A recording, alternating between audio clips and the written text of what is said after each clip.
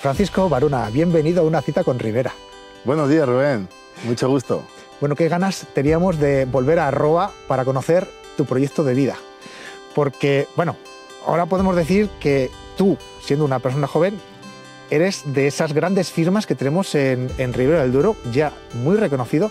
Pero para conocer, antes de conocer tu historia personal, hay que conocer también que sí, hemos levantado una bodega a la que vamos a ir ahora, que está en el frente del Consejo Regulador. Además, has elegido un sitio fantástico. Pero para conocer tu historia hay que conocer también que antes de levantar esa bodega, todo empieza en el viñedo. Todo empieza aquí, además, en este viñedo, con la cuesta de Amambirgo, que la tenemos al fondo, que la tenemos, bueno, tenemos niebla, por aquí nos ha caído un poco de niebla, la verdad es que el paisaje está espectacular. Y este viñedo, macho, este viñedo tiene algo especial. Cuéntanos un poco cómo empieza este proyecto en este viñedo o en estas viñas viejas que tú empiezas de alguna manera a fijarte y a recuperar, ¿no? Pues así es, Rubén. Mira, estamos en el viñedo de Mambirgo, ¿vale? Este era un viñedo de un tío de mi padre, de mi familia. Ajá. Y... De un tío de tu padre, pero además tiene una historia también muy interesante. Porque sí. Tu padre fue, digamos, tu tío fue emigrante que se tuvo que ir a Francia, ¿no? Efectivamente. Después de la Guerra Civil. Mi tío emigró después de la Guerra Civil y estuvo trabajando en París de chofer pues vurante 10 años aproximadamente. Y su mujer era cocinera en una familia parisina. Entonces regresan a Roa 10 años después, en el año 55, y su familia, la familia de su mujer, vende estas viñas. Y entonces él pues, tenía que empezar a dedicarse a algo después de venir de París y decide comprarlas. Él ya las compra viejas, ¿vale? En el año 55 estos viñedos ya les compra viejos, pertenecían a la familia de su esposa. Y él empieza a labrar estos viñedos. Las uvas las vende a una bodega importante de la zona.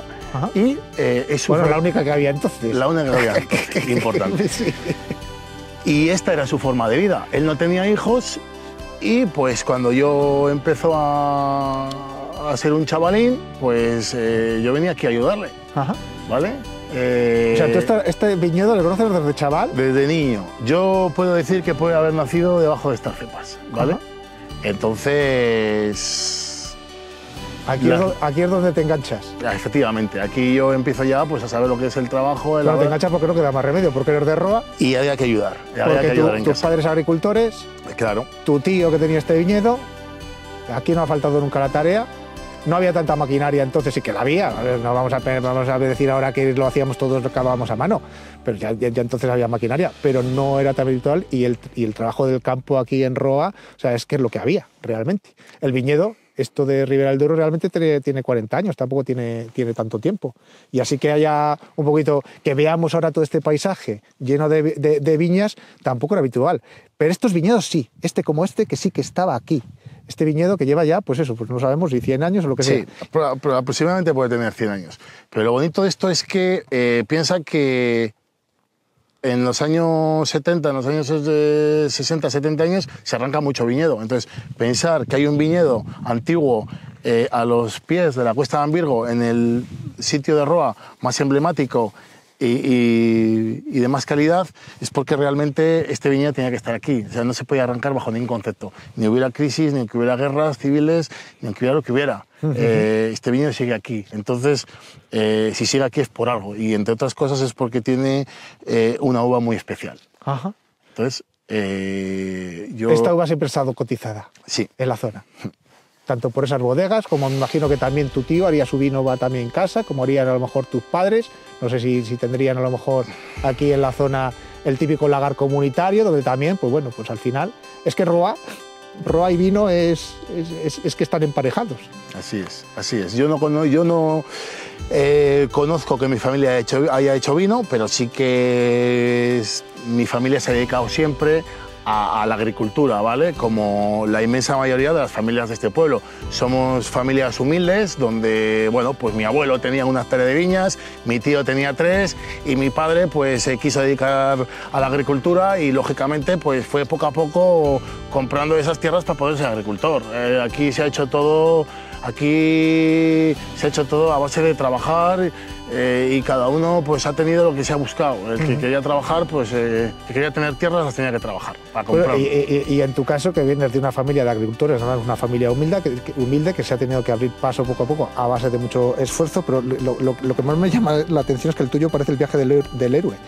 Hay un antropólogo que se llama Joseph Campbell que habló de todo este tema y hablaba de las etapas en el que ahora se está utilizando esas etapas del viaje del héroe, se está utilizando sobre todo en la guionización de series de televisión, de películas, de literatura, etc. Y te voy a contar una anécdota, porque esto me ha pasado antes de ayer. Yo antes de ayer me dan acceso a... Hay una cosa que se llama inteligencia artificial, ahora que está muy en boga, está todo el mundo allí flipando en YouTube, hay un montón de canales que se están hablando y tal. Y antes de ayer me dan acceso a Bing, que es la inteligencia artificial del chat PGT, creo que se llama, que está utilizando ahora Microsoft, y en el que yo, lo primero que hago cuando me dan acceso, macho, digo lo de, oye, voy a decirle que me escriba un guión para entrevistar a Francisco Varona. Y lo más alucinante de la respuesta es que me da un guión, pero me da también las respuestas tuyas. Luego te lo voy a pasar porque vas a flipar. Este es impresionante. Entonces, claro, yo he pensado, a ver, joder, somos ya súper previsibles, macho, no me fastidies, para que una inteligencia artificial te haga una cosa esta. Entonces yo lo que he pensado, digo, mira, te voy a hacer una entrevista en la que vamos a contar tu viaje. El viaje del héroe, porque para mí lo tuyo es un viaje del héroe. Entonces, si te parece, vamos a empezar hablando de este esquema. Entonces sí que me gustaría, me has hablado un poquito de todas esas vivencias que tienes con tu tío, que tienes con tu padre, pero me gustaría que me contases alguna vivencia especial que hayas tenido en relación con el mundo del vino, en esta misma viña o en Roa. Algo que tú recuerdes que de alguna manera te dejó marcado, cuando eras joven o cuando eras niño o adolescente. Bueno, vamos a ver. A mí me han nacido los dientes en las viñas, entonces yo era feliz pues con el tractor, ¿vale? Mi padre tenía un coche... Un 124. 124 viejo. Entonces la ilusión de mi vida, lo más bonito para mí, era salir del colegio con 10 años, ir hasta la cochera, el almacén donde mi padre guardaba el tractor, y si mi padre se había ido con el tractor y había dejado el coche allí del campo, pues decir a mis amigos que vinieran y recorrernos todos los caminos de Roa. ¿Con 10, 12 años? Con 10 años. Este es un poco el vaquilla, ¿eh? Sí, yo con 10 años conducía perfectamente el coche. Entonces íbamos a Boada, Pedrosa, por caminos. Yo me conocía los caminos de mi pueblo como la palma de mi mano. Entonces, ¿por qué? Porque a mí me gustaba siempre, todo lo que tuviera ruedas me encantaba. Y claro, a mi padre luego pues le llegaba la información, no, oye, pues si me ha parecido tu hijo ir con el coche, y llegaba a mi padre a casa, me metía una samantapalos y claro, mi padre decidió que yo no podía estar en Roa porque mi padre y mi madre trabajaban y claro, yo salía del colegio y yo era un tío peligroso. Entonces me internaron en un seminario. Entonces yo estuve en un seminario en Palencia interno hasta los 16 años y a los 16 pasé a otro internado en los Gabrielistas hasta los 18. Siempre he estado entre... Estabas en el internado, pero luego venías los fines de semana y en verano al final te tocaba currar. Mira, yo te cuento, con 14 años, en el año 98, yo soy del 84, en el año 98, mi padre es encargado de los viñedos de una bodega en Roa, que hoy conocemos como Finca La Capilla. Entonces, yo tenía 14 años cuando mi padre entra de encargado. Y entonces no había empleados de extranjeros como hay ahora, de Rumanía, de Bulgaria, de Marruecos. Entonces no había nada más que los del pueblo. Y claro... Ni había empresas de servicios donde... Ni había empresas de servicio ni nada porque la Ribera del Duero se estaba gestando en cuanto a viñedo. Y entonces yo recuerdo que mi adolescencia era acabar el colegio el jueves, día 26 de junio, y el día 27 de junio yo estaba con 14 años montado en un tractor haciendo 16 horas al día de lunes a domingo. Porque había que gestionar 60 hectáreas de viñedo, no había tractoristas y mi padre tenía que buscar un tractorista para esa finca donde mi padre era encargado y el tractorista era su hijo con 14 años. Trabajaba en la finca, ahí no había que cruzar carreteras y ahí yo me he tirado. Esas eran mis colonias. Hay gente que a lo mejor nos está viendo y claro, esto parece políticamente incorrecto, pero realmente la vida en el campo hasta antes de ayer, y yo creo que todavía sucede, o sea, tú a partir de los 10-12 años tenías que echar una mano en casa. Es que no había otra opción. Pero no era porque, bueno, le voy a hacer a mi hijo que me eche una mano para que sepa lo que era el trabajo. No, es que era una obligación incondicional. O sea, tú acabas de clase y yo tenía que ir a trabajar. ¿Por qué? Porque en mi casa... había que llevar el alimento. Había que ayudar en casa. ¿Entiendes lo que te quiero decir? Entonces yo... Y tarea sobraba. Yo he trabajado desde los 14 años como... con toda una responsabilidad de cumplir horarios, de hacer un buen trabajo, porque es que encima si hacía las cosas mal, allí rápidamente se... No, y es que aquí, en lo que es la agricultura y el viñedo, no te da segundas oportunidades, hay que hacerlo bien. Exactamente. Aquí no es una cuestión de decirlo de, no, mira, que se me ha olvidado el ir a podar o se me ha olvidado vendimiar. No. Aquí cuando hay que hacer las cosas hay que hacerlas y punto, y claro, hay que hacerlas bien. Efectivamente. Porque si lo haces mal y haces una mala poda, eso no tiene remedio. Entonces yo te puedo decir que desde los 14 años me he dedicado con mi padre a plantar viñas, a cultivar viñas y a trabajar las viñas. Es lo único que hacía con 14 años. ¿Y el instituto al final pues era... Me gustaba menos. No, me refiero a que cuando tú curras... Sí. Tú luego llegas al instituto y es tu sitio de recreo. Hombre, claro, yo cogía vacaciones cuando empezaba el colegio. Eso sí, yo les decía a mis amigos, yo empiezo ahora las vacaciones, porque me pega un verano de trabajar de sol a sol. Y por eso, que no es una cuestión de mal estudiante, es una cuestión de que por necesidad tú llegabas al colegio o al instituto y decir lo de, joder, macho, yo es cuando puedo sentarme en una silla. Claro, ¿no? Y los fines de semana, yo trabajaba todos los fines de semana ayudando en casa o ayudando a mi padre o en la finca donde mi padre era encargado, sábados y domingos. Con lo cual luego pues yo llegaba al colegio y no había estudiado lo suficiente. ¿Y qué es lo que pasó para que un día tú decides coger los bártulos y marcharte a Francia, a la aventura? Pues mira, muy fácil. Lo que pasó fue lo siguiente. Yo no era un buen estudiante. Entonces mi padre, que no tiene formación ni tiene estudios, sí quería que su hijo o que sus hijos tuvieran una buena formación, porque para él era lo más importante, que sus hijos tuvieran formación. Y claro, yo acabé el bachiller con bastantes dificultades y suspendo la selectividad. Entonces, yo le dije a mi padre que yo me iba a poner a trabajar. Y mi padre me dijo que sin estudios, si yo quería trabajar, que fuera de casa. Porque yo lo que tenía que hacer en ese momento era seguir estudiando y yo ya no quería estudiar más. Entonces, yo me tuve que ir a buscar la vida, porque mi padre no me dio opción. O sea, mi padre me dijo, si quieres seguir estudiando, estudias, pero si tú te quieres empezar a trabajar, fuera de aquí.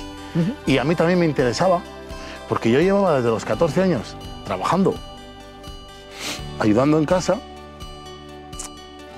y sí que es verdad que a mí nunca me han faltado 2.000 pesetillas para salir de fiesta y disfrutar con los amigos, pero yo trabajaba muchísimas horas y yo no tenía esos ingresos, esa nómina que me llegara a mi cuenta personal. Bueno, ¿no? Cuando tú trabajas, pues nos ha pasado a todos los que hemos trabajado en casa. Trabajas en tu casa, pues te dan la propina para que salgas el sábado y vale. Y con eso vas que ardes. Efectivamente. ¿Y qué pasa? Yo tenía 18 años ya.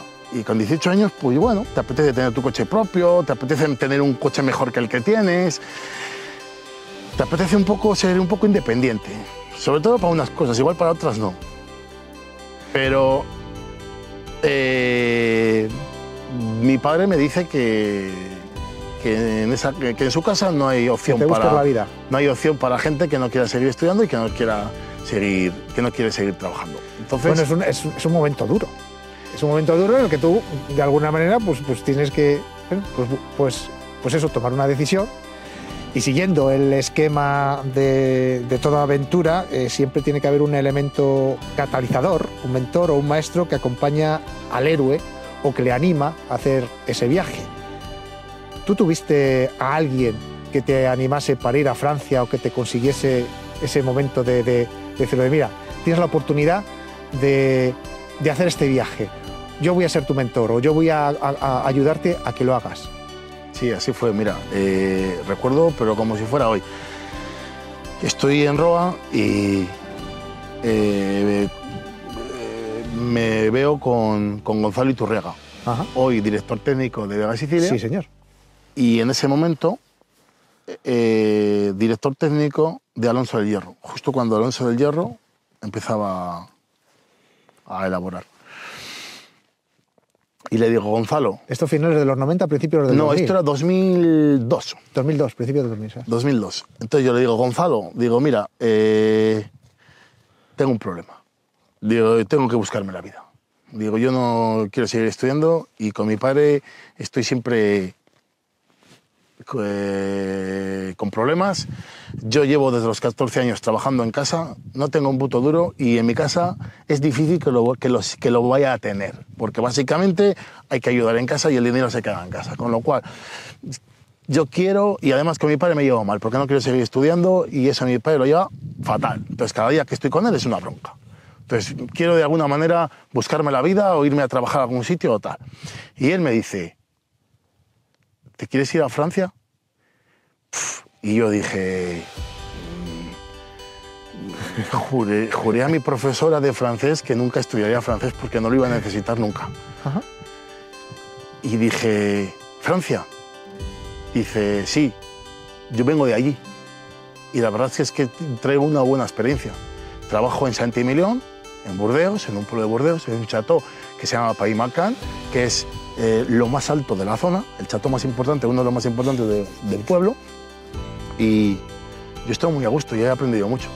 Si quieres, les llamo, me das tu currículum, se lo envío y si dicen que sí, pues te vas.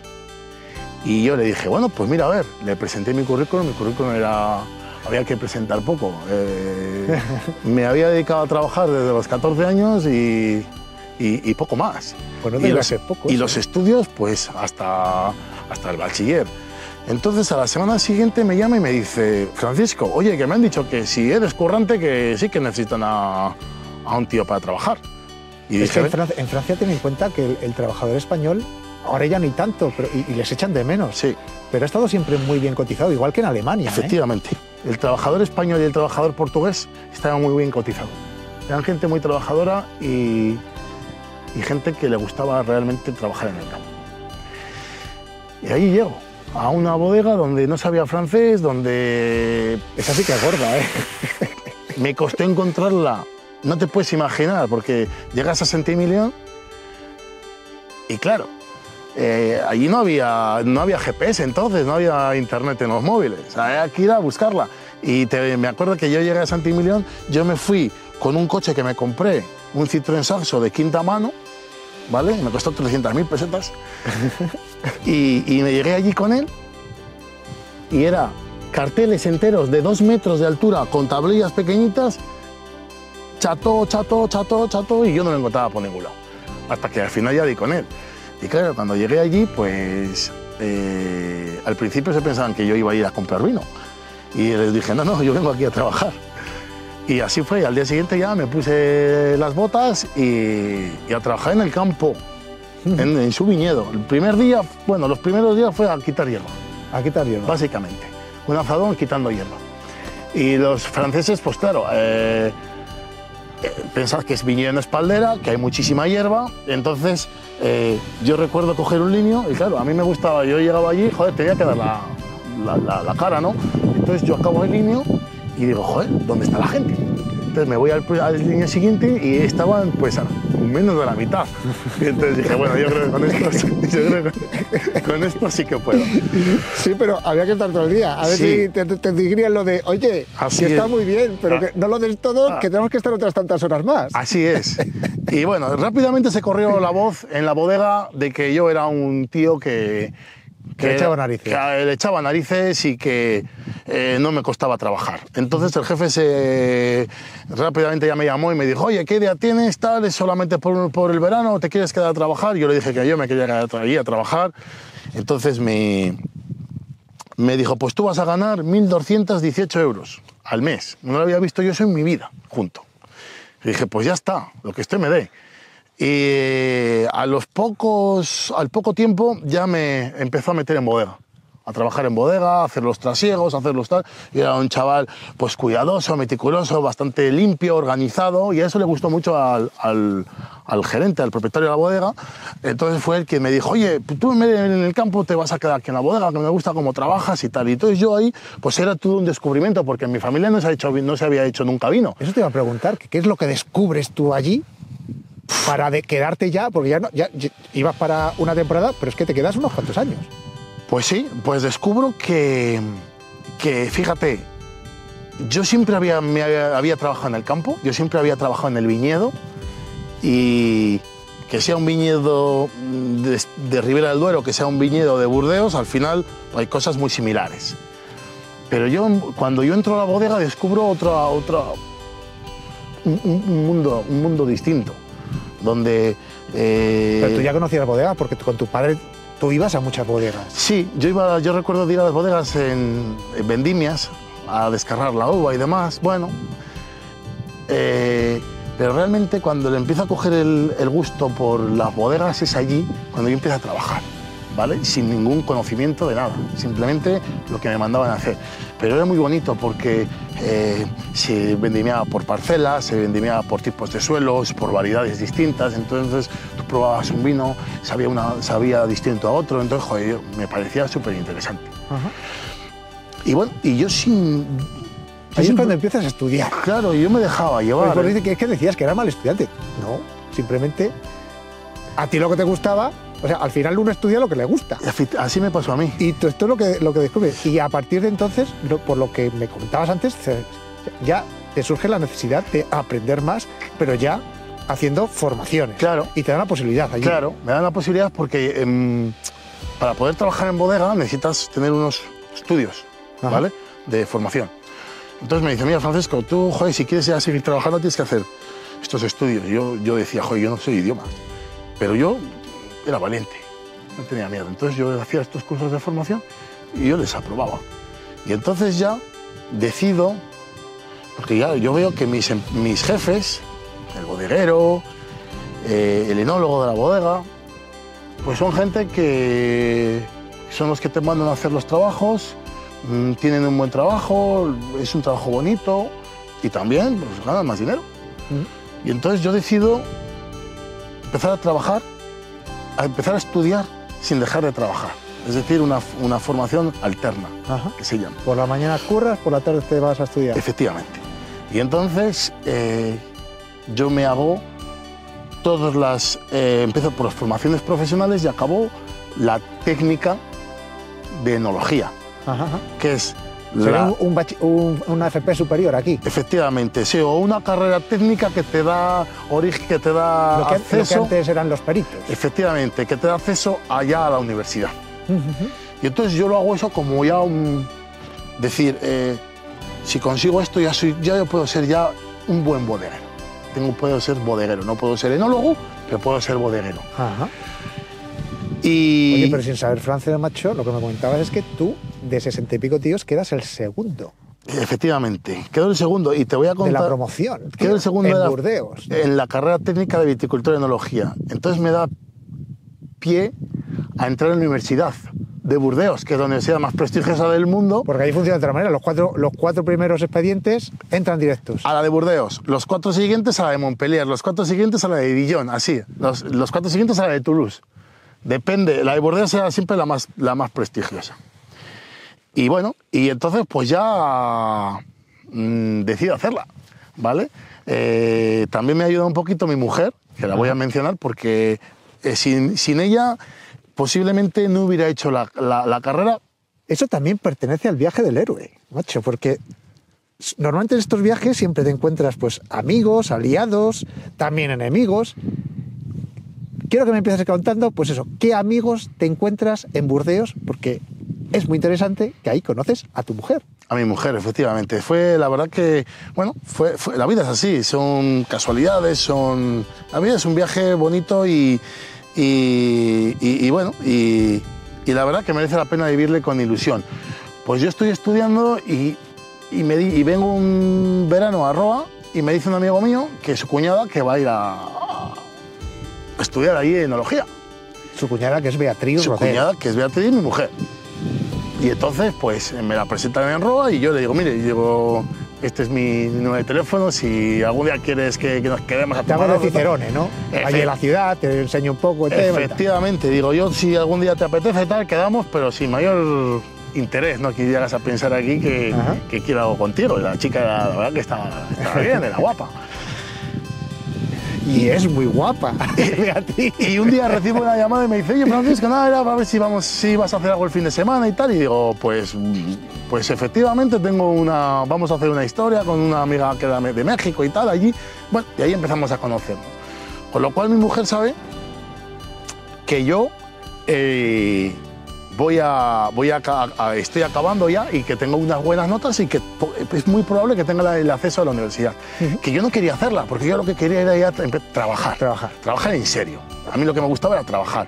Y ya Beatriz me dice, mira, Francisco, por 2 años más merece la pena que te quedes y hagas los 2 años de universidad para ya tener el diploma o la carrera universitaria de enólogo. Y la hice caso, porque me convenció y hice la carrera de enología con ella, con mi mujer, en Burdeos, en la universidad. Cogís el tranvía juntos, ibais a la universidad.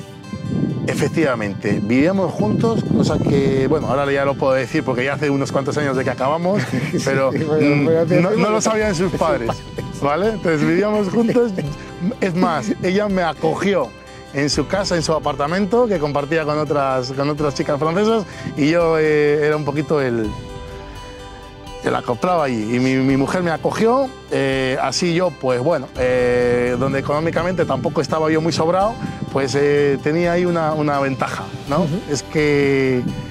Sobre todo los alquileres que son altísimos. Los alquileres eran altísimos, entonces me dijo mi mujer, tú tranquilo que entre nosotros nos apañamos. Y entonces, pues bueno, ahí me echó una mano bien grande, pero sobre todo lo más importante es que mi mujer me convenció para que yo hiciera la carrera, y sí que es verdad que todo esto ha sido mucho más fácil teniendo una carrera, por la formación que tienes y también por las puertas que te abre el tener ya un título universitario de Burdeos.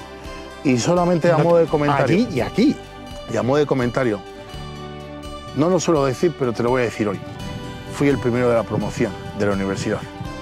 Cosa que también me sentí orgulloso. Cuando se lo dije a mi padre, era curioso, yo llegué a casa, mi padre me preguntaba, ¿cómo van las cosas allí? Bien, papá, estoy estudiando tal. No sé si creérmelo, decía mi padre. Cuando acabé... No sé, hombre, es que te conoció cogiendo claro, con 10 años el 124. Me conocí siendo un mal estudiante. Siendo un poco gamberrete. Y le dije, papá, he sido el primero de la promoción. No, y me dijo, lo que habrás copiado.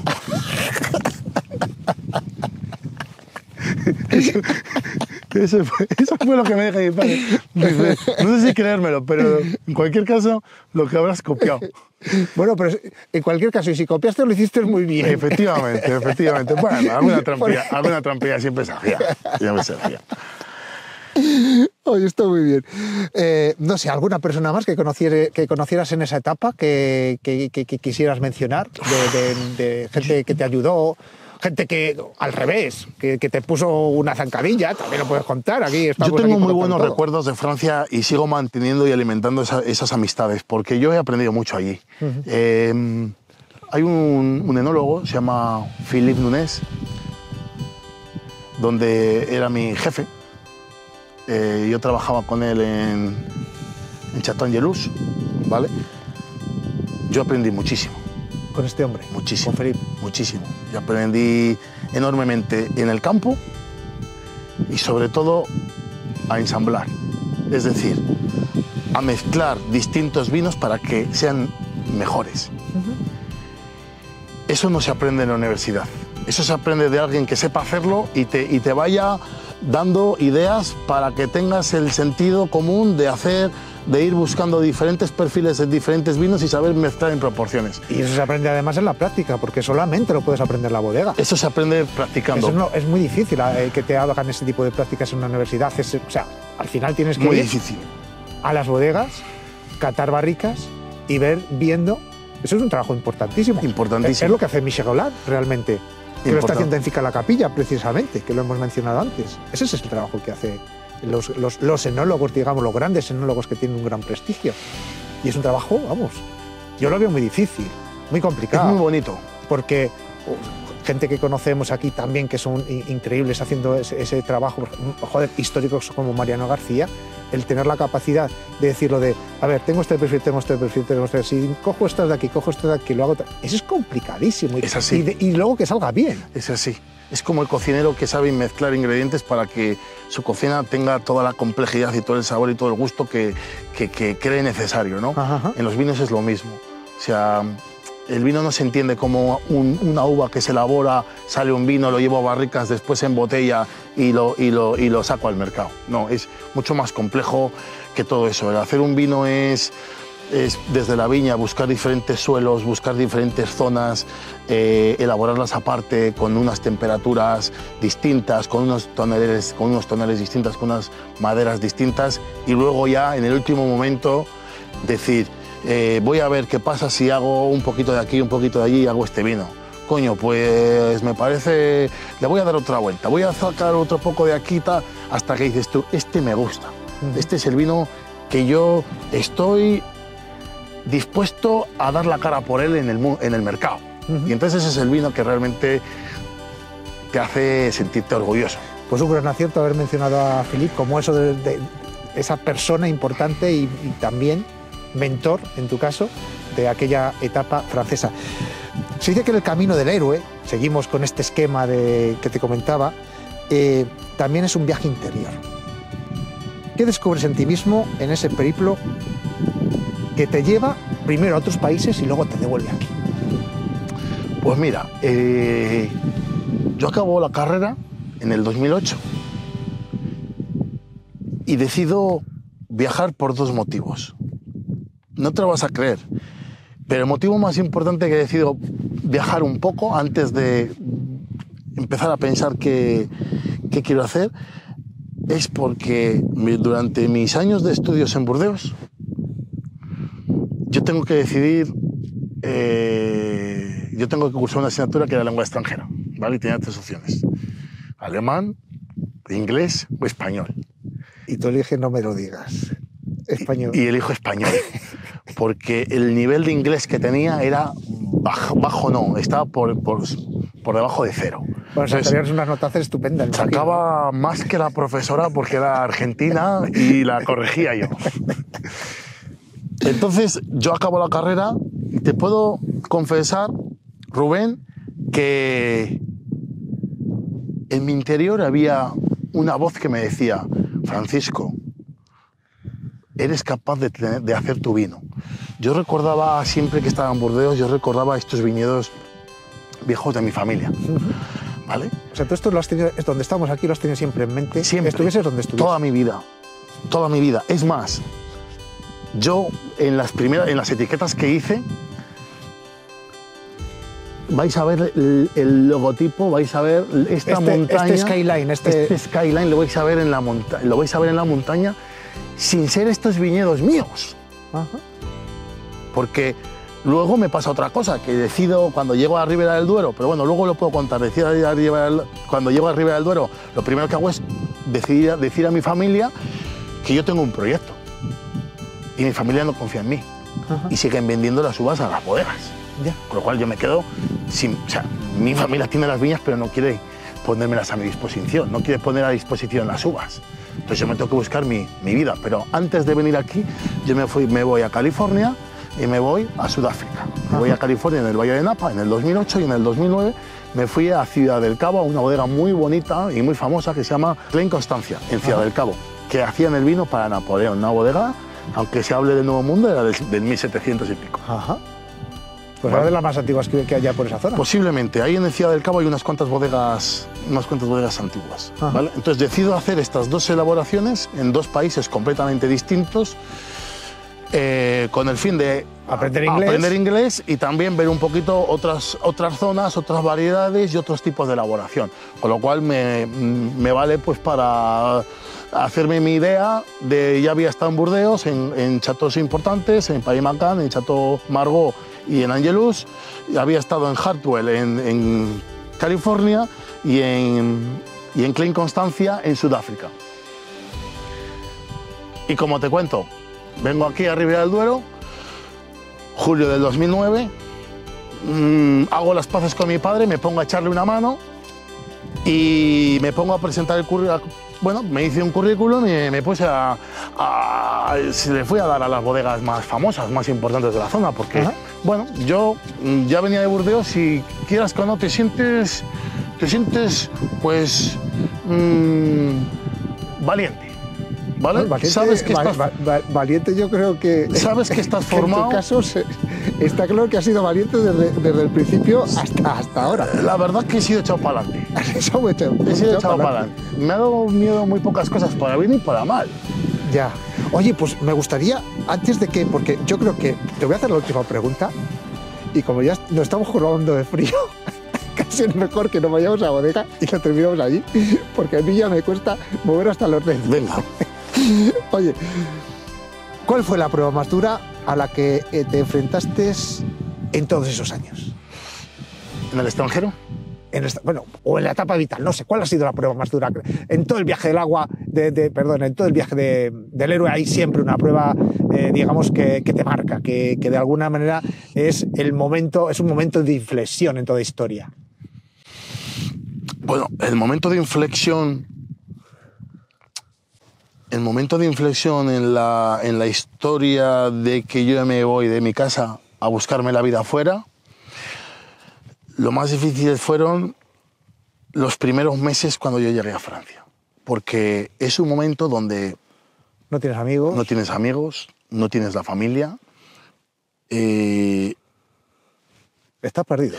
Estás en un país muy distinto a lo que yo estaba acostumbrado a estar aquí. A nivel social era muy difícil, no había gente por la calle, no había forma de sociabilizar. Claro, la gente de buscar acababa un poco, al final todos nos gusta tener un poco, cuando sales fuera, o sea, tú necesitas también un rollo sentimental estable, o sea, que poder hablar con la gente, el tener relaciones sentimentales. Efectivamente. Luego, como yo me puse también a estudiar, realmente a mí me veían como un tipo raro, porque allí yo estaba haciendo los cursos, estaba haciendo los estudios de biotecnología, todo el mundo eran franceses y yo era español, entonces a mí me veían como un tipo raro, y yo encima que tampoco me sabía explicar ni no tenías tampoco el idioma, no ni tenías hablar el con dominio ellos, de ese idioma. Pues me sentí bastante mal los primeros meses, hasta que yo ya empecé a hablar, empecé a poderme comunicar y luego ya pues ya era distinto. ya me fue bien, pero recuerdo 3 meses donde yo tuve que echarle muchísimo valor, donde yo lloraba de impotencia, porque yo quería estudiar, pero realmente el idioma no me lo permitía. Yo quería hablar, realmente el idioma no me lo permitía, y no podía volver a casa porque sabía lo que me esperaba. O sea, tu mejor compañero fue un diccionario. Mi mejor compañero fue un diccionario y mucho valor. Por eso hay que saber también algunas veces, hay que saber sufrir. No es malo. Saber sufrir no es malo, porque después de un sufrimiento llega una recompensa. ¿Y la recompensa? La recompensa mereció la pena, la verdad. Pues ahora nos vamos a ir a la bodega y vamos a hablar de esa recompensa y pues de que en este relato que estamos contando de este viaje del héroe, todavía nos queda alguna etapa que podemos contar, pero ya al abrigo de las barricas, macho, que aquí estamos jodidos de frío. Venga, Rubén, pues nada. Vámonos. Francisco, pues hemos cambiado de escenario. Ahora estamos muy bien, estamos aquí, abrigados con las barricas, entunado de barricas en esta bodega que es un espectáculo, es una maravilla. El diseño es propio, tuyo, lo has hecho como tú has querido, como a ti tú piensas que hay que hacer una bodega para hacer grandes vinos y además bien acompañado porque estamos acompañados de vino. que ha cambiado mucho el cuento de donde venimos, ¿eh? Aquí estamos más calentitos, sí, en todos los sentidos. Aunque también hace frío, ¿eh? Aunque también hace fresquito, sí. Estamos a 8 grados. No nos hemos quitado la rebequita. Exactamente. Bueno, pues continuemos con la entrevista. Oye, la siguiente etapa del camino es esa del regreso a casa, ¿no? El regreso a casa del héroe. Pero que no está exento tampoco de dificultades, ese regreso a casa. ¿Tú recuerdas algún episodio en este trayecto ya de cuando vuelves que te pusiera contra las cuerdas? Pues mira, recuerdo cuando llegué de Sudáfrica, era el 2009, era julio. Yo voy a casa de mi tío Millán, Cristóbal. ¿De dónde? ¿De la viña donde venimos? Del dueño de la viña donde venimos.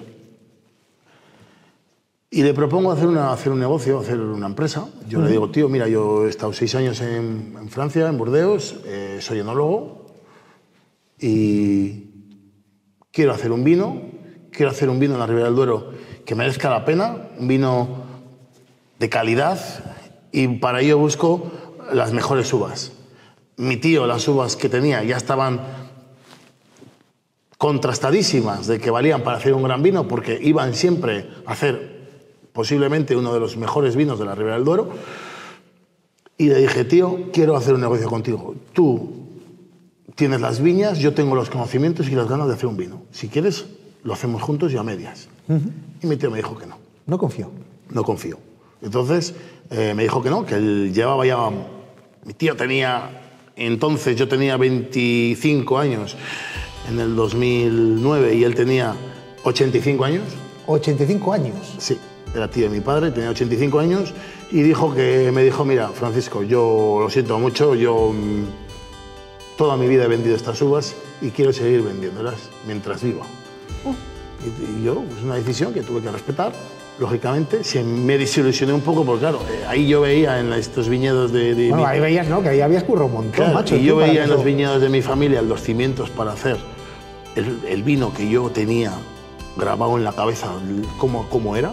Que yo siempre todas las noches les fui perfilando en mis sueños. El vino, cómo quería que fuese. Y yo, pues bueno, no me queda otra opción que ponerme a trabajar, lógicamente. Y empiezas a trabajar para otros. Empiezo a trabajar de enólogo para otros en la Ribera del Duero. Además, tuviste un gran mentor. Sí, bueno, efectivamente yo presento el currículum y fue Tomás Postigo quien presenta el currículum o da el currículum a mi jefe, a José María Vasconcillos, de Domini Vasconcillos, y ahí empiezo a trabajar pues, en el 2009. Y estoy desde el 2009 hasta hace bien poco. Bueno, en esta etapa tú empiezas a trabajar por otros, sí. Pero estamos hablando de que aquí no está todo este viaje, todo este regreso, no está exento de dificultades, porque tú lo tienes muy claro. Tú querías hacer ya tu vino, pero lo que te faltaba era el viñedo. Y empiezas a apostar por lo que no está apostando nadie, entonces. Y me faltaban viñas y me faltaba dinero. Viñas y... Bueno, pues...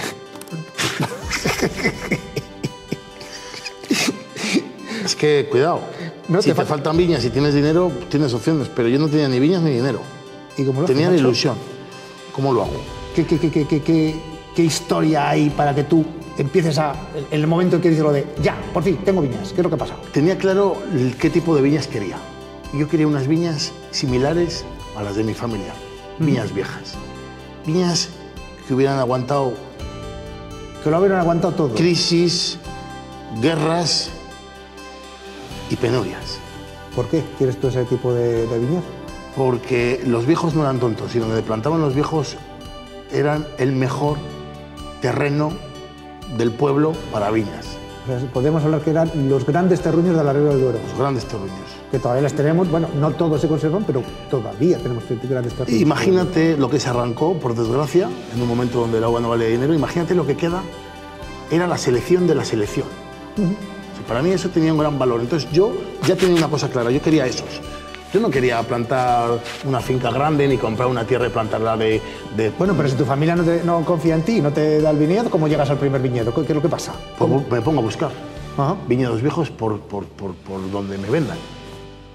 Me daba lo mismo. Yo soy de Roa, pero me daba igual. Es más, mi primer viñedo que compro es en La Aguilera. ¿En La Aguilera? En La Aguilera. ¿Por qué? Porque yo cuando voy a Dominio de Escancillos, que tengo que ir hasta Gomiel de Izán, cruzo muchos pueblos. Entonces, poco a poco voy conociendo a gente, agricultores, tal, y yo voy preguntando, oye, yo busco algún viñedo, si sabéis, tal. Y entonces me venden un viñedo en La Aguilera.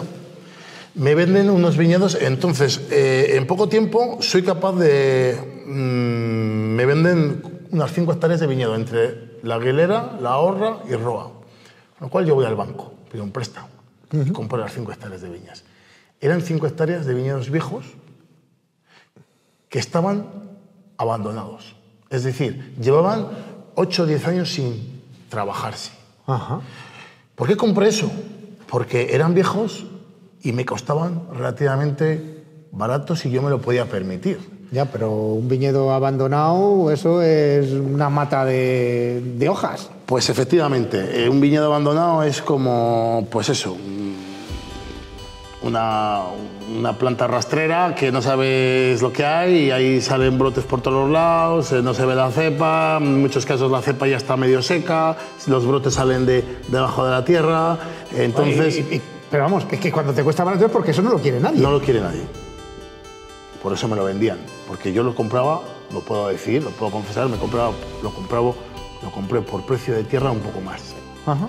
Entonces yo veía ahí que tenía un viñedo viejo, no daba uvas. Claro, si eso no... Que eso estaba ya sin trabajar. Entonces, pero no había muerto, porque daba hojas en verano, pero muy lejos de que dieran uvas.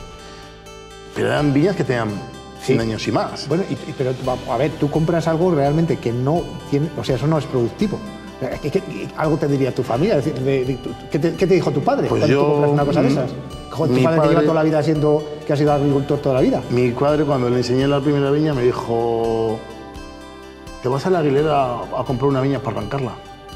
¿Ah? Te vas a 35 kilómetros de tu pueblo para arrancar una viña y volverla a plantar.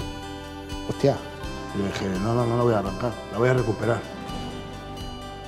Y mi padre me dijo, ¿pero qué me estás contando? O sea, vienes de Francia, eres enólogo y esto es lo que has aprendido en 6 años fuera de casa. Tu padre te diría, tú no has aprendido matemáticas. Me dijo mi padre que me iba a pegar una buena hostia. si seguía pensando esas tonterías.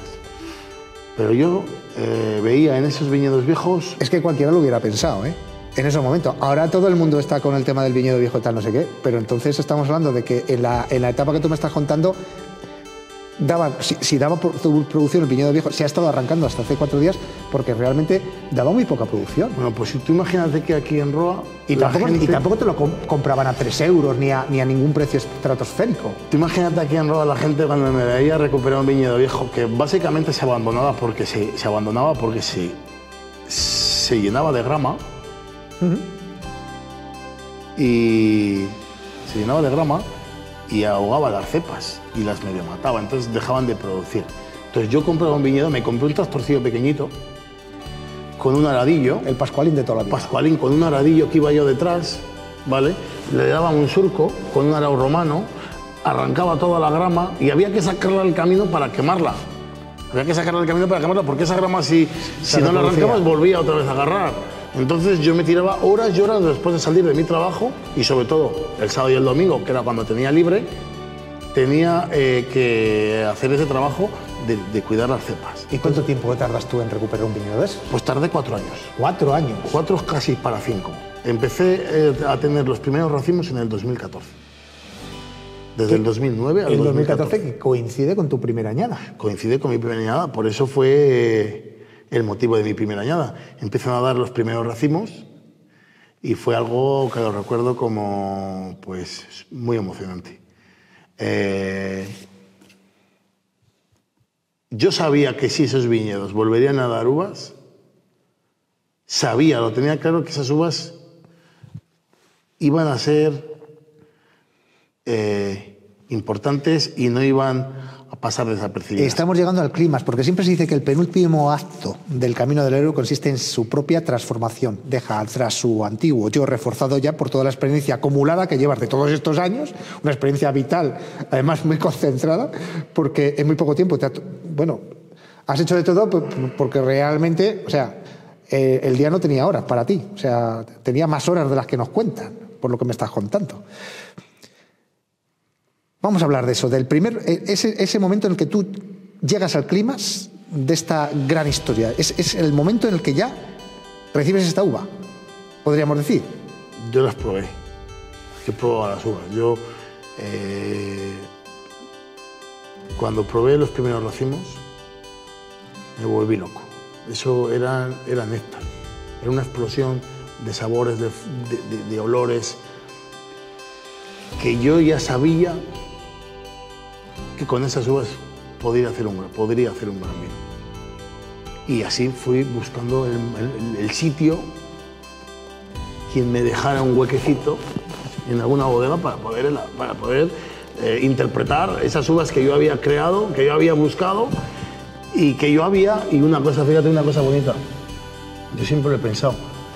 Me pregunta mucha gente cuando viene a ver las viñas, ¿cuántos años durarán estas viñas? Y yo les digo, mira, estas viñas tienen 100 años. Estaban abandonadas y las he recuperado y las he dado una segunda vida. Están muchísimo mejor, cada año están mejor. Entonces, posiblemente vuelvan a vivir otros 100 años o más, hasta que se dejen de trabajar. Una viña dura muchísimos años si la cuidas bien. Además, la viña es una planta muy agradecida, que si la trabajas bien, te recompensa con creces.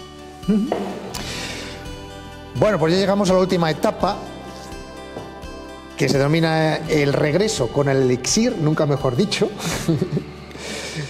Y bueno, pues hemos comentado que has vuelto a Roa, has vuelto al mundo ordinario, ya no eres la misma persona que se fue, cogió los bártulos, se fue a Francia, a la aventura.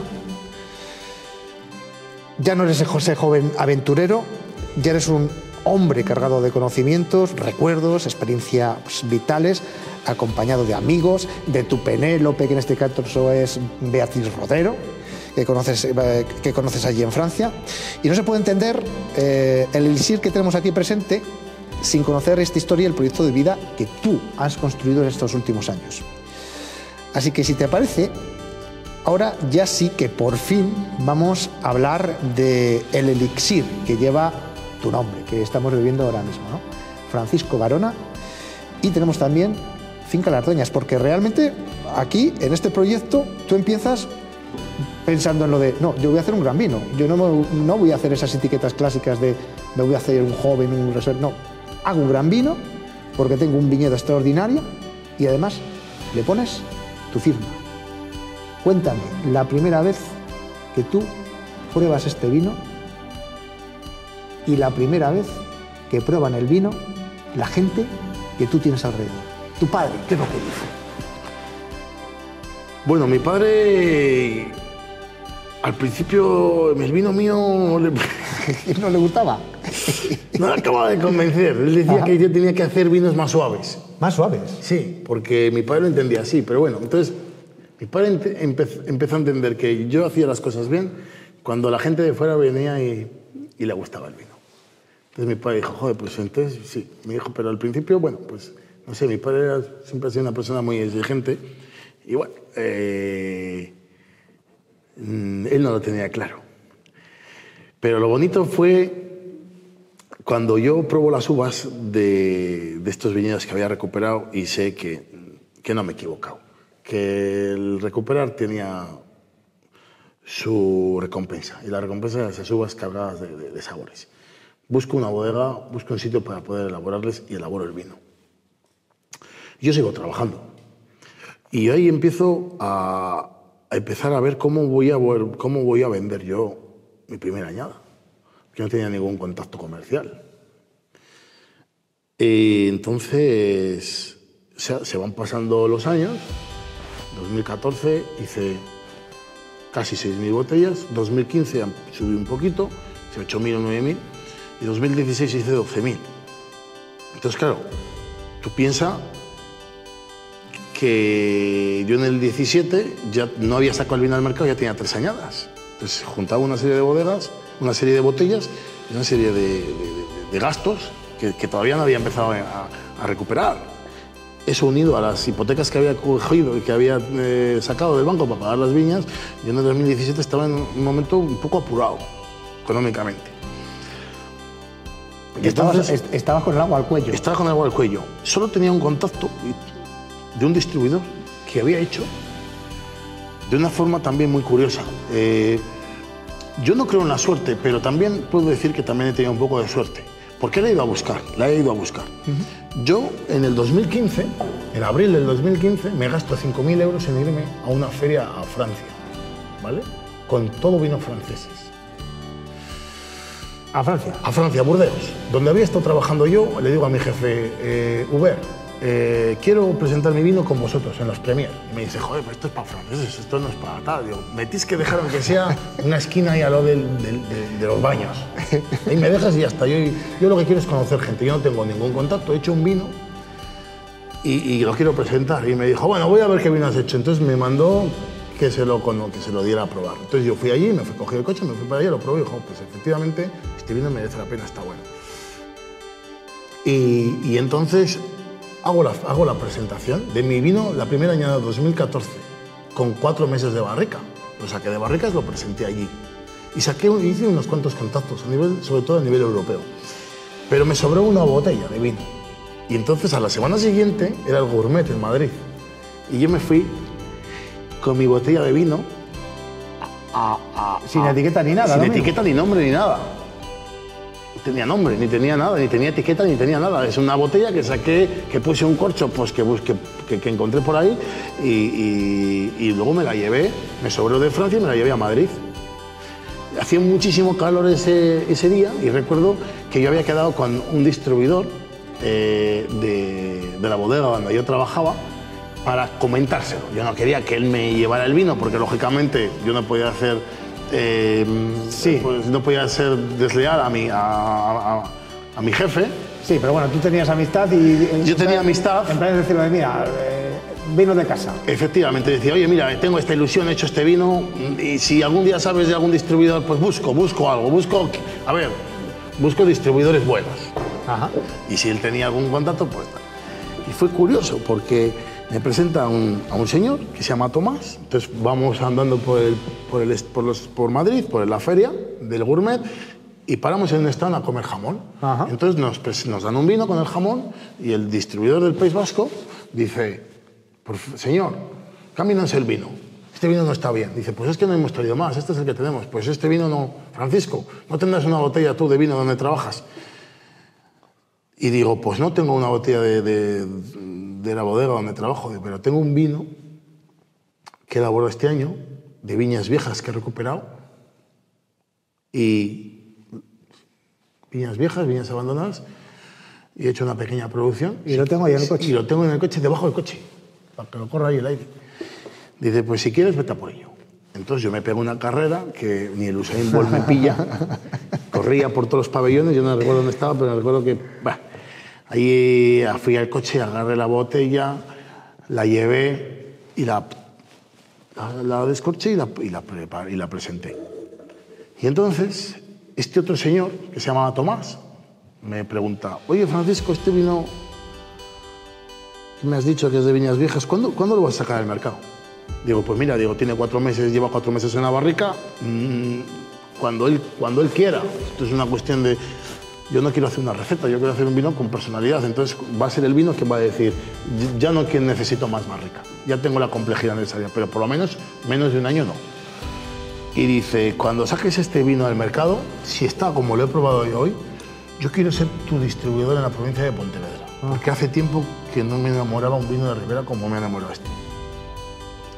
Y yo le digo, mira Tomás, yo no te conozco, no sé quién eres, pero me ha costado tanto empezar este proyecto que solo quiero estar con los mejores Pues, distribuidores. pero es que entonces no tenías ni proyecto cuando este hombre confía en ti. Claro, pero yo había empezado a recuperar las viñas, yo ya llevaba 5 años trabajando Bueno, eso sí, claro. sin vacaciones, sin descansar ni un solo día del año. Entonces yo ya llevaba, y me había costado tanto conseguir esos 8.000 kilos de uva para hacer mi primera añada, que yo no quería dársela por ahí a cualquier distribuidor, que vete a saber tú qué iba a hacer con mi vino.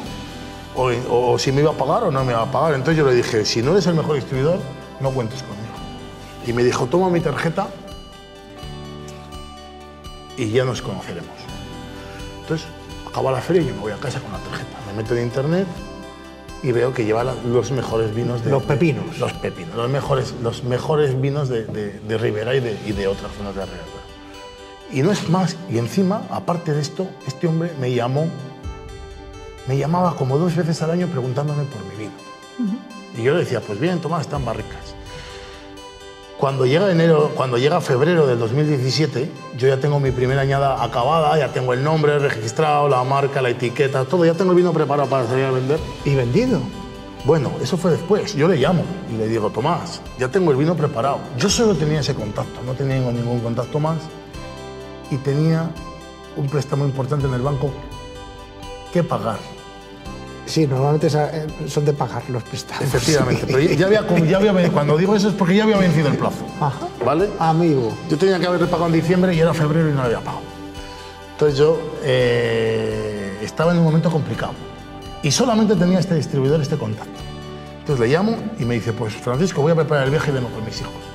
Viene con sus hijos, les enseño los viñedos que entonces tenía, que estaba recuperando, y llegamos al merendero donde vamos a ir luego a comer unas chuletillas y les preparo unas chuletillas. Y prueba el vino. Yo estaba acojonado. Yo esa noche no había pegado. Joder, era mi única salvación de este hombre. Yo tenía que pagar al banco urgentemente ya los 50.000 euros que debía. Y entonces prueba el vino y le digo, Tomás, ¿qué te parece? Y dice, me encanta. Lo tengo y lo recuerdo como el primer día que lo probé. Este vino me encanta.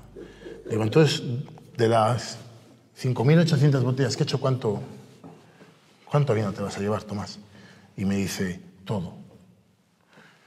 Y entonces ya ese fue un punto de inflexión. ¿Ese día dormiste bien? Ese día dormí bien. Y no, es más, no solo me quito un peso de encima para poder seguir este proyecto tan bonito, poder pagar al banco y poder continuar, es que me abrió las puertas y él me ayudó a abrir los distribuidores más importantes que tengo a día de hoy en España. Entonces, a partir de ahí ya, con los 3 primeros distribuidores que fueron Pontevedra, Madrid y Barcelona, el resto, hasta el día de hoy, fue un poco el boca a boca entre estos distribuidores.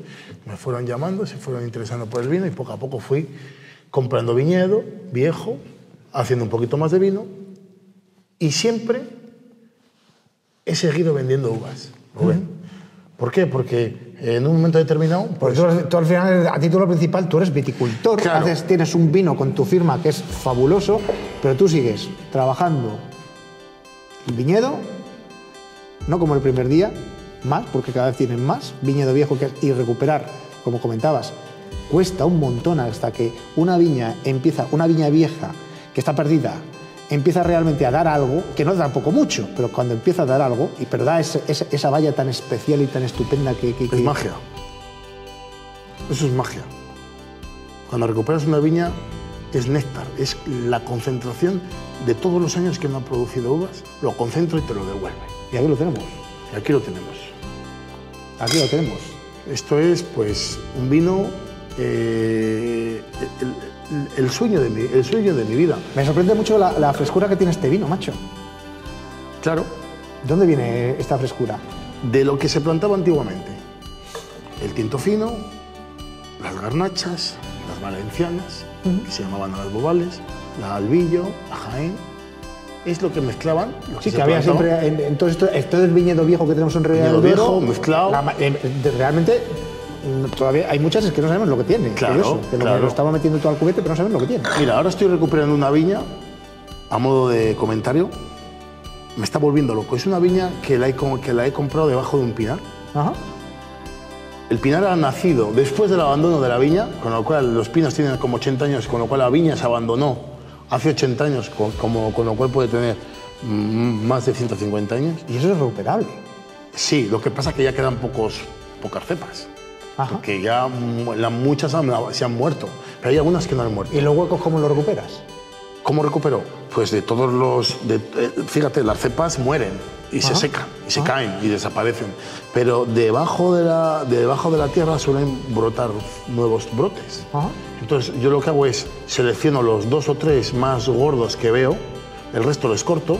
Ajá. Y entonces veo al año siguiente, de esos 2 o 3, cuál es el que más se declara, el que mejor se declara. Entonces el resto le vuelvo a cortar al año siguiente y ya decido seguir de todos los brotes. Si hay 30 o 40 brotes debajo de la tierra, pues cojo el mejor. Ajá.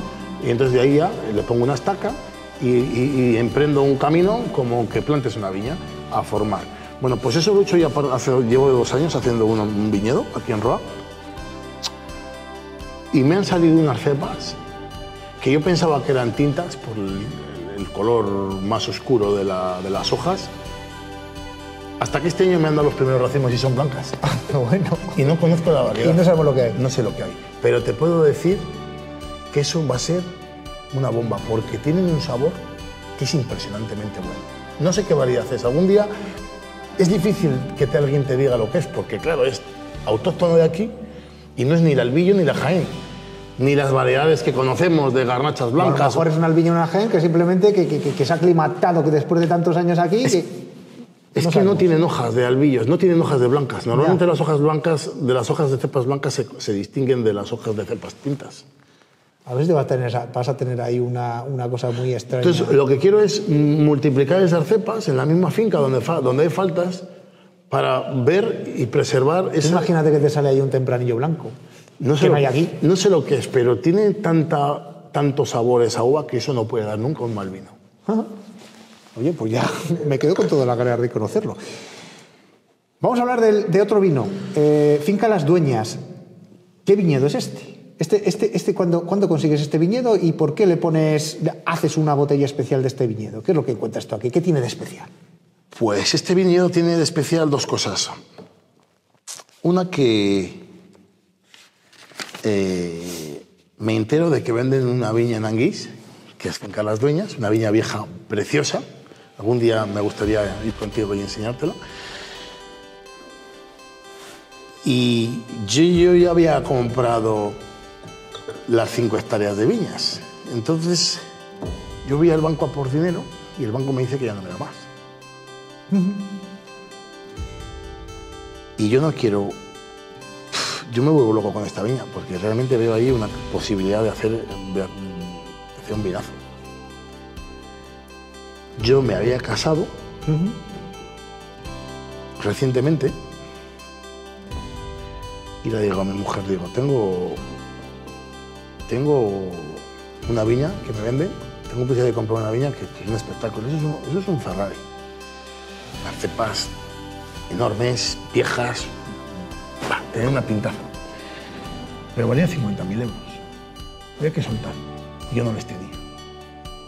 Y se lo debo a mi mujer. Y Beatriz,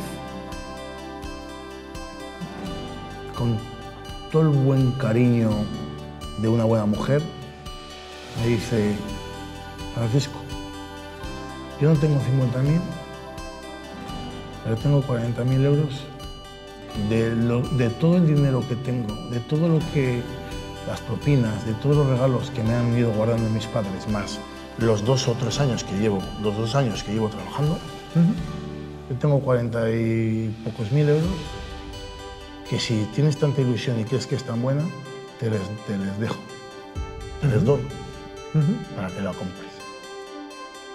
Y entonces, el dueño me había dicho, quien llegue antes con los 50.000 euros se lo vale. Entonces un día me presenté en su casa, cuando mi mujer me dijo que me daba que me prestaba el dinero, fui allí y dije, toma, señor, los 50.000 euros. 45.000 de mi mujer y 5.000 pues que busqué yo por donde fuese. Y me compré esa viña gracias al dinero de mi mujer que me lo prestó desinteresadamente. Y así empezamos los dos, nos casamos y empezamos los dos de cero sin un puto duro. Ella tenía un poco más de dinero que yo, pero ya se lo había gastado yo en los vinos. Te lo habías gastado tú. Me lo había gastado yo. Entonces, cuando yo empiezo a elaborar ese vino, me di cuenta, cuando yo empiezo a cultivar la viña, me di cuenta que ese viñedo es un viñedo especial. Tiene un raspón que en el mes de julio ya empieza a ponerse rojo. Ajá. Cosa que es muy, muy curiosa, porque normalmente los raspones se quedan verdes hasta el final del todo. Pues ahí maduraba antes el raspón que la uva. Eso ya te indica que la maduración fenólica va a ir antes. Claro, entonces yo cuando yo veo esos raspones que se rompen solitos, que se arrancan con nada más tirar, decido hacer un vino como se hacía antiguamente, como se hacían en los lagares. Un vino sin despalillar, un vino totalmente tradicional, pisado con los pies, uva entera, mezcla de vino de tinto fino con garnacha, con albillo y lo pienso así y así lo hago en la bodega. Entonces me cojo las uvas, las meto en una tina de madera que compro, lo piso con los pies, fermenta con sus propias levaduras, las variedades juntas, tinta fina, garnacha, albillo, y hace la práctica en barrica, pasa a barricas un año. Y cuando saco el primer vino de Francisco Varona, tato el vino de las dueñas, las 2 barricas que tenía entonces de las dueñas, y me parece un vino, me sorprendió enormemente porque no había que mezclar. Habían pasado 12 meses de barrica y probé el vino y parecía que no había ido a barrica todavía. O sea, que tenía todo fruta. Tenía todo fruta, era un vino totalmente joven, puro, lleno de vida, y dije, esto no se puede mezclar, esto tiene que todavía que continuar, porque esto es... Le voy a cortar su proceso. Entonces le dejé otro año más. Y entonces ya fue el segundo año cuando dije, me gusta cómo está. Ya se ha domado, ya está bueno, con la complejidad que le aporta esa barrica nueva. Y entonces le dejé en botella otros 2 años más. Y ya no tuve más... ¿Sacaste el vino con 4 años? Saqué el vino con 4 años, sí. ¿La primera añada cuándo fue? Del 14, pero salió... ¿El 18? Claro. ¿O 19? Sí. ¿Y este vino lo estás sacando todos los años? Todos los años. Hago una pequeña producción de unas entre 980 y 1100 botellas. Ajá. Vaya. ¿Y ahora de cuánto estamos hablando? ¿Cuántas botellas estamos haciendo de Francisco Varona? Pues mira, de Francisco Varona, esta cosecha del 2021 que acabo de embotellar, estoy en 45.000 botellas. 45.000 botellas. ¿Y cuánta uva vendes y cuánta te reservas para aquí para la bodega? Pues ahora mismo estoy aproximadamente vendiendo un 60% y estoy elaborando un 40%. O sea que tenemos capacidad para seguir creciendo en esta bodega. Yo esta bodega, Rubén, la he hecho para hacer una producción de unas 100.000 botellas. No tengo prisa, me lo paso muy bien, yo lo que quiero es disfrutar. Solamente hago el vino que tengo vendido. Y cuando voy abriendo nuevos mercados, me van llegando oportunidades, voy conociendo gente interesante para poder emprender un viaje con ellos. Al final es un compañero de viaje, un distribuidor. Voy conociendo a esa gente que realmente me apetece seguir con ellos. Les digo, me tienes que esperar un poquito, por favor. Entonces vamos a empezar a medida que viene. Y poco a poco voy creciendo a medida que voy conociendo a esta gente. Yo lo que no quiero es sufrir. O sea, que tú ahora mismo, más o menos, tus distribuidores casi, podríamos decir que tienen un cupo y tú vas creciendo, digamos, con respecto a esos proyectos que te parecen interesantes, a esa gente que te quieres acompañar en este nuevo viaje, en esta nueva aventura, ¿no? que hemos empezado con la firma Francisco Varona, la gente que te apetece realmente que esté en tu vida, y conforme vas conociendo a esa gente, tú vas creciendo. Efectivamente, voy dejando de vender, vendo unas pocas menos de uvas y hago un poquito más de vino. Yo lo que no quiero es sufrir ni realmente pasarlo mal a la hora de tener mucho vino sin vender. ¿Por qué? Porque a mí hacer una botella de vino me cuesta mucho dinero. Son barricas nuevas, son uvas de gran calidad, son botellas, corchos, etiquetas, la inversión de la bodega. Entonces, yo lo que no puedo tener es un vino sin vender. Entonces, porque tú la uva la tienes toda vendida, eso está muy claro. Yo la uva, tenemos la suerte de estar en Ribera del Duero y yo tengo la suerte de tener mucho viñedo viejo. Entonces, y a buen precio. A buen precio. Y entonces ahora mismo yo soy feliz vendiendo uvas. Soy feliz. Yo tengo mis bodegas de total confianza, donde empecé en el 2014 o 2015 a venderles los primeros racimos y sigo con ellos. Me quieren, les quiero y poco a poco ellos saben que yo cada vez voy a necesitar más uvas Pero mientras tanto, pues yo les vendo esa parte de uvas que no necesito y también me permite tener un poquito de dinero en diciembre, que siempre es bueno para pagar las barricas nuevas que acabas de comprar y demás. ¿Y tenemos algún proyecto, algún otro vino que se vaya a presentar en el futuro que tú tienes la cosa de que, no sé, la inquietud de una parcela específica o otro vino diferente, un blanco, algo que, sí. que tengas pensado en el futuro sacar, que podemos contar, si no podemos contarlo nada, ¿eh? Pues mira, te lo voy a contar, te lo voy a confesar. Aquí estás viendo 7 barricas. ¿Sí? Este es un blanco que he hecho este año. ¿Esto es blanco? Blanco, de la cosecha del 2022. Ah, blanco de Albillo. Blanco...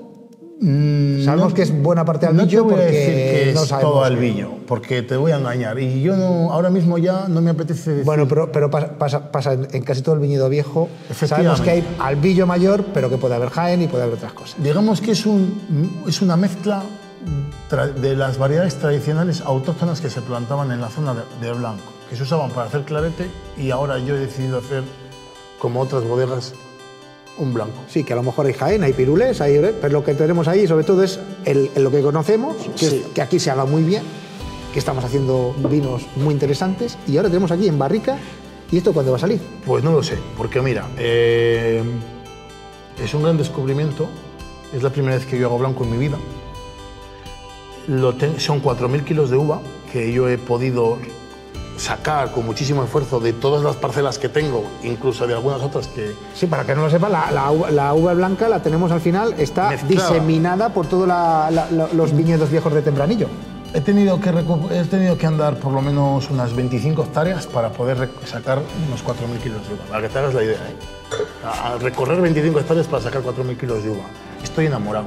Ajá. Me tiene loco este proyecto, porque estoy viendo aquí un futuro de un vino muy prometedor. Ajá. ¿Vale? Ahora, no es fácil, hay que hilar fino, Entonces, están barricas. Quiero hacer un vino de guarda, no quiero hacer un vino rápido, de consumo inmediato. Quiero hacer un vino que dé la cara con el tiempo. Entonces, lo voy a dejar ahí, en barrica, hasta que él diga. Y lo mismo en botella hasta lo que Y lo mismo en botella. Yo no quiero venderla hasta dentro de 4 o 5 años. Vaya. Bueno, pues ya sé que me dejas loco. Y luego, por acabar, tengo en mente, no sé cuándo lo voy a hacer, posiblemente lo puedo sacar este año si me apetece o si me gusta, y si no, de cara a futuro, voy a hacer un parcelario. ¿También? Sí, de las parcelas de Manvirgo, donde hemos estado y de otra. Son 2 microclimas especiales. De la de Millán y de la de otra. Las dos son de Millán. Son de Millán las dos. Sí. Millán Cristóbal, que es tu tío. Era tu tío. Efectivamente. Entonces voy a hacer un parcelero de allí porque creo que es interesante. Es interesante esas parcelas, ese microclima que tienen. Entonces voy a seleccionar las mejores cepas de esas parcelas y voy a hacer un vino especial de allí. Y también un poco en recuerdo de mi tío, de mi familia, que creo que también que merece la pena acordarte de ellos, y creo que una forma bonita es poniendo el nombre de la parcela. Pues qué gran homenaje. Sí. Bueno, pues ya vamos a terminar, porque llevamos ya un rato hablando de lo divino del humano, de este gran viaje que es un viaje que, bueno, ha dado mucho de sí. Yo no sé si llevamos más de una hora hablando, pero la verdad es que era un viaje que había que contar para conocer bien tu proyecto y por qué los vinos Francisco Varona realmente tienen ese encaje tan espectacular en el mercado, porque eres una de las grandes firmas, aún con tu juventud, porque eres un tío todavía muy joven y que tiene mucho todavía que dar. Te vamos a hacer trabajar más aquí en Ribera del Duero. Me gustaría terminar pues pensando, bueno, que esta historia pues ojalá tenga una segunda parte, ya que la vivan otros, ¿no? ¿A ti te gustaría que alguno de tus hijos tomara el relevo en el futuro de este proyecto? ¿O eres más de los que piensan que hagan sus propios proyectos? ¿Qué tienes? No sé, a lo mejor es muy pronto para decirlo, ¿no? Lo tengo claro. ¿Ah, sí? Lo tengo claro. Y yo quiero que mis hijos quiero que mis hijos realmente se sientan realizados ellos mismos con lo que hagan. Entonces, si ellos quieren seguir el proyecto que empezó su padre, porque les hace ilusión y porque ven aquí su sitio para desarrollarse como profesional y como persona, adelante. Pero si quieren ellos tomar su propio camino porque quieren ser como yo, totalmente independientes de su familia, de su padre, y quieren ellos hacer, yo qué sé, te voy a decir que me dice que se van a hacer un vino a Toro. O más lejos, a California. O a California. Yo les voy a ayudar en lo que pueda. Porque para mí no hay una cosa más bonita en la vida que el viaje. Que el viaje, que trabajar en lo que te gusta. Para mí eso es lo más bonito del mundo. Porque yo te puedo confesar una cosa, que se lo he dicho a poca gente. Yo me he tirado 8 años sin descansar y sin coger ni un solo día de vacaciones. Alguien puede pensar que estoy loco, que no me he ido de vacaciones en 8 años, ni descansar ni un sábado ni un domingo, desde el 2009 hasta el 2018. Pero yo he disfrutado como el que más, porque he estado todo el tiempo haciendo lo que más me gustaba, que era dar forma, ilusionarme, soñando con algún día tener mi vida. Entonces, todo eso es lo que a mí me ha alimentado a trabajar como el que más. Entonces yo quiero que mis hijos también sean buenas personas, lo primero, y lo segundo, sean trabajadores. Y que trabajen en lo que realmente les gusta. Porque solo haciendo lo que te gusta no es trabajo. Es trabajo, pero bueno. No es trabajo, es disfrute. Es disfrute y encima lo vas a hacer genial, porque te gusta. Pues Francisco, de verdad que vaya historia. La historia del viaje del héroe, la historia de Francisco Varona. Te agradezco muchísimo que nos hayas concedido. Normalmente hablamos de este ratito, este ratazo en este caso, en una cita con Ribera. Pues es un placer, Rubén, abrirte las puertas de mi vida, contártelo, mi experiencia, y espero que juntos podamos brindar muchas veces. Y con muchos vinos. Y con muchos vinos.